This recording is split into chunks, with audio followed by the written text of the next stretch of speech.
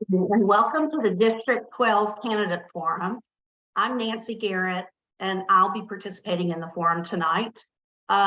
We are using the same conventions that the folks that are at the live event, or actually the other event with more people than me. We're using the same conventions that they are using. My nephew and campaign manager, Brandon Garrett, WCS grad of Centennial High School and political science major at the University of Tennessee at Knoxville, will be reading the questions, and then he'll be timing me to make sure that I have the same amount of time as the other candidates that you're hearing from. So, Brandon, let's get started. If you'd like to start, please provide your information. Sure. I'm a Franklin native since the 5th grade. Like so many other parents and families, my family moved here for the schools. I'm one of 5 girls, and I'm actually married to one of 5 boys, and we're both the middle children. My father was a WCS teacher. He taught for 36 years at Franklin. My mom was an active WCS volunteer. I attended Grassland Northside, which is now Brentwood Middle, and graduated from FHS.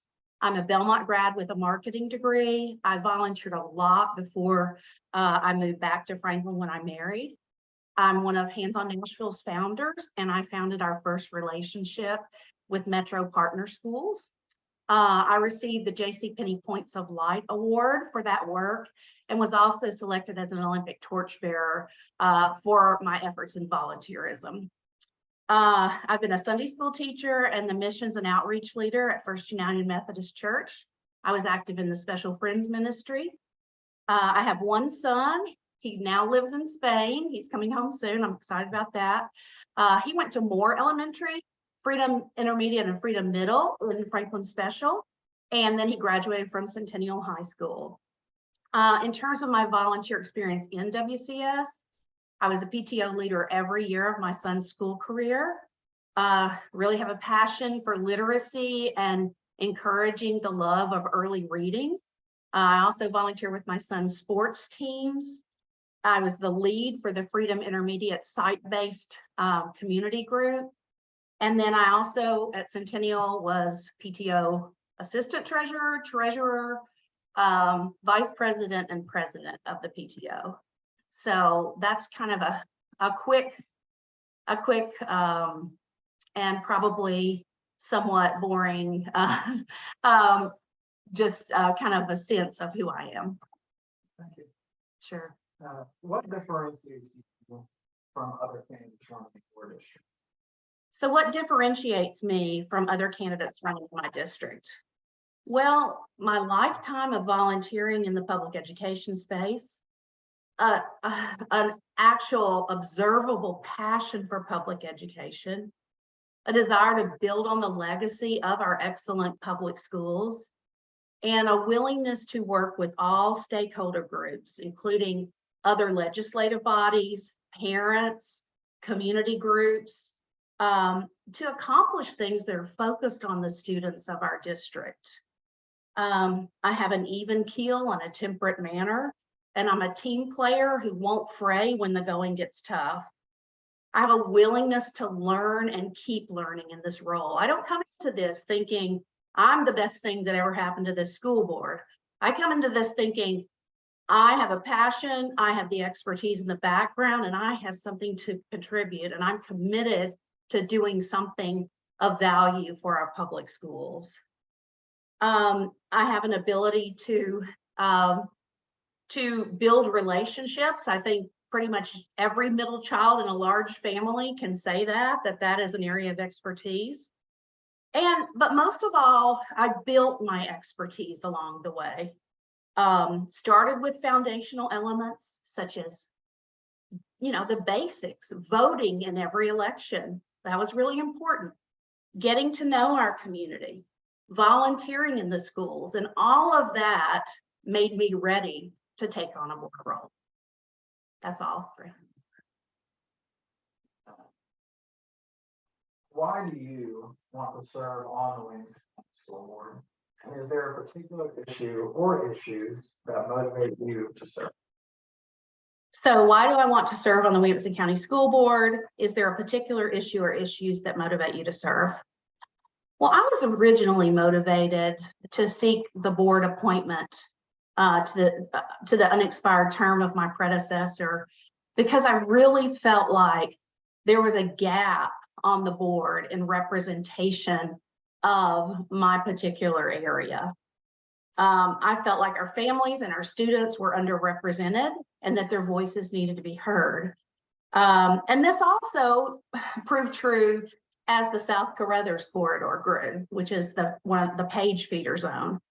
I was very involved prior to serving on the board in getting Centennial's Performing Arts Center built, and also in advocating for the Page additions and the focus on those. Looks like we're having a silver alert or an amber alert, excuse me. Hope everything's okay. So back to the Page area, you know, really wanted to focus on that because at the time that there was such a critical need out in the Page area, that was one of the top 2 or 3 areas of growth in the community, and we really needed someone to step up and be an advocate for those areas. Now, my motivational wellspring is always and continually renewed by all the wonderful things that I see our teachers and students do.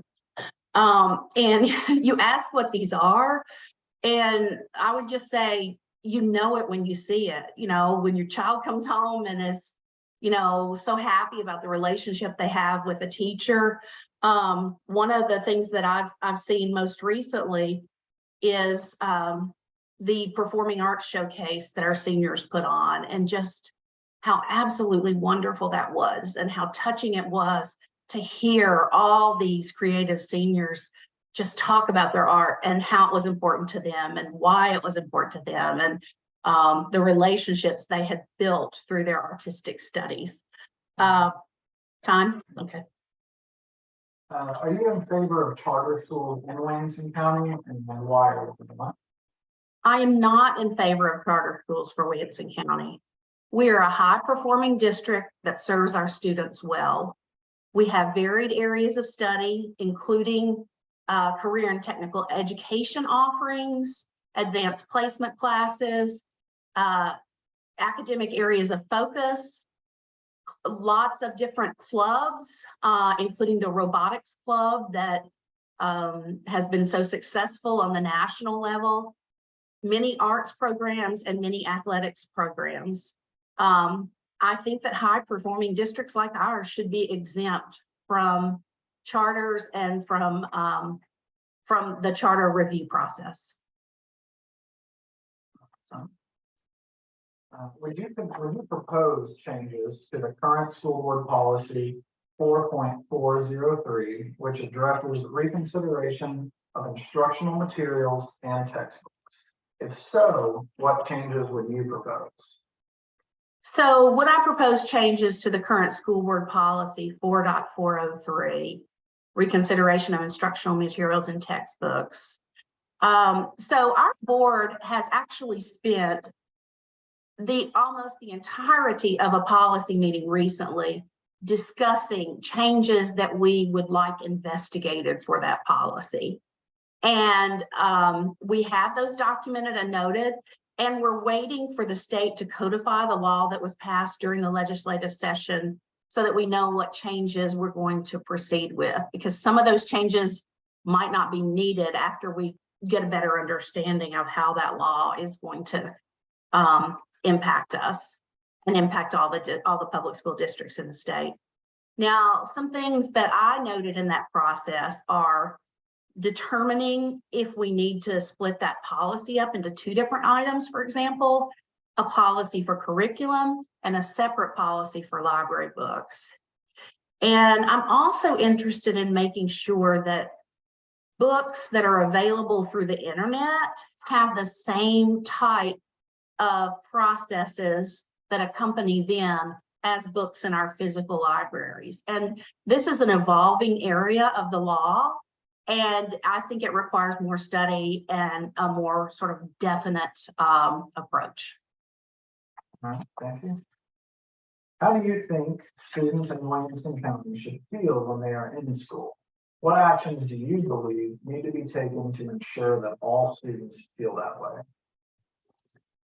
I think all Williamson County Schools children should feel safe, should feel respected, and should be able to come to school ready to learn and understand that this is an environment of learning and that it is an environment to be looked forward to, or to feel like, or to at least not feel negatively about. And I want to note that I also feel the same about our teachers. Our teachers should feel safe, respected, and ready to teach. I do think that we need to continue to ensure the safety of our buildings, the physical safety.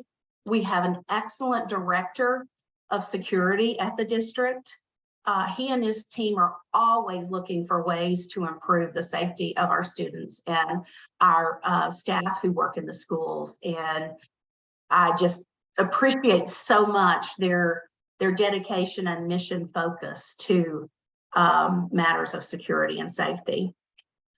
And regarding respect, I think we need a refresher in this area for our entire school community. We've recently adopted as a board a new student code of conduct policy that contains very clear consequences for student behavior. And I encourage everyone to look at that policy and to become familiar with that. Our board also has a code of ethics that we strive to live up to. And we have very clear expectations of our teachers as well. So those are three different areas that I think require focus. And I think, like I said, it's just time to try to think the best of each other and to have a focus on courtesy and respect. It's been a long, difficult haul for so many of us, and I think we have the opportunity to make things different, make a positive change. What is your understanding of the impact of the pandemic on student achievement in Williamson County? And what actions would you recommend for support to help students who are in need of that extra help? So I think we all know that being at home was not good for our students. It was not good for our families. Every family, whether both parents worked or whatever the circumstances were, it was a very challenging time for families. Our students were home much less than many other districts around the country. For example, I have several team members with my global professional services team who work in the Chicago area, and their children were home much longer than our Williamson County schools students were. And I think that we have to credit our focus on, trying to be very, very laser focused on not closing a whole school during the pandemic, but focused on, particular classes or particular areas of the county. And I think we were successful there. I think we need more supports, more mental health supports for students. We have increased the counselors at our schools. We have provided tutoring help, and we've also are doing the summer learning camps now. I think also, there are lots of areas of improvement, and there are things that came up during this pandemic time that are going to be inputs to our strategic planning process that will start in the fall. For example, we learned a lot about technology and how to use it, but is there, do we need to be talking more about an upper limit of technology use, particularly for our younger students? Are there some conversations we need to have as a community about lessons we've learned during the pandemic? And finally, I think that this whole last 2 years of time have just sort of shown that relationships matter, and that we need to find a way to help our students and to not give up and to be that person that can help a student if a situation presents itself. And, you know, somebody in our school community can provide that help. I don't know how much more time I have. Time? Okay, great. What is your understanding of the new funding formula stated in the Tennessee Investment in Student Achievement Act, and how will it impact Williamson County? So I did participate in a lot of the initial communications about TISA, and also participated in one of the first regional meetings with regional superintendents, regional board chairs, and regional county mayors. And I would say that here are my notes about what I think so far. I think it looks very positive that there's more money for Williamson County than we received with the BEP. I think that the learning focus areas will be helpful to our students. And I think that, you know, obviously a lot of work has gone into kind of recreating this funding formula based on pain points with the BEP. Some concerns I have are the quick rollout of the program, and, you know, what unintended consequences are we going to face with the funding program, just like we faced unintended consequences with the BEP. You know, as another concern is as the TISA folks are going and adding meat to the bone about the program and the rules and the regulations, what are going to be the impact of the more specific details of that plan? And I don't think we quite know that yet. I am concerned in some ways, and this may be just that I don't know where this feedback went, but we were asked to provide feedback as part of those early meetings, and feedback was provided. I have not seen that feedback incorporated yet. So maybe that is planned, and maybe that's being worked through as the details are added to the plan, but that's something that I'm watching for. And I just want to encourage everybody, you know, TISA is now asking for community input. So please go to the Tennessee Department of Education website, look at the plan, and provide your feedback. And okay. And if you are elected to a 4-year term on the school board, what do you hope to be able to point to as your greatest accomplishments when that said term comes to an end 4 years from now? So before I answer what I hope my accomplishments are in 4 years, I want to sort of talk about this last couple of years when I've been board chair, because, you know, I knew this was going to be a very difficult mission, but I would hope that people would remember that I tried to keep the district going during the most difficult time in the district's history, and that I did not fray or break or, you know, do things that I could not live with myself about during these difficult circumstances, and that I didn't treat people poorly because things were difficult. And hopefully I remained encouraging to our families, our teachers, our staff and students, and that I served with a servant's heart. And in terms of the future, I hope that people would say, just like in the past, that I would hope that they would say that I pursued quality educational opportunities for our students to make them, you know, the leaders of the future. And for all students, not just the high achieving students, but for all of our students. I hope people will say that I served with integrity, and that I treated people with respect, even in disagreement. I hope that people will say that I stayed mission focused on the strategic and policy making role of the board. And finally, I hope people will say that she loved our students, and she loved our district, and it showed in her actions. So that's all. Thank you very much. Any other questions? I believe that's all. Okay. Everyone, thanks for joining. We appreciate it.